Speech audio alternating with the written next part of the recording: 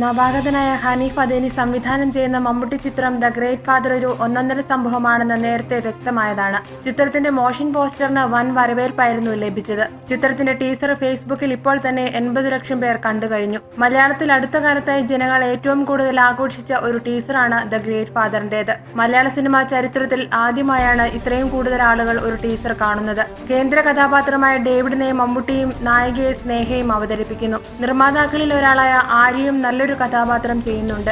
March 30 ചിത്രം തിയേറ്ററുകളിലെത്തും. David എന്ന കഥാപാത്രമായാണ് മമ്മൂട്ടി ഈ സിനിമയിലെത്തുന്നത്. ഭാസ്കർ ദി റാസ്കലിന് ശേഷം മമ്മൂട്ടി അച്ഛൻ വേഷത്തിൽ വീണ്ടും വരുന്നുവെന്ന പ്രത്യേകതയുണ്ട്. ഭാസ്കർ ദി റാസ്കൽ 20 കോടിയോളം കളക്ഷൻ നേടിയ സിനിമയാണ്. എന്തായാലും മോഹൻലാലിന്റെ പുലിമുരുകനോളം വരുമോ അതോ അതുക്കുമേലെയാണോ ദ ഗ്രേറ്റ് ഫാദർ എന്ന് കണ്ടറിയാം. For latest news, like, share it and subscribe to Star Sun news.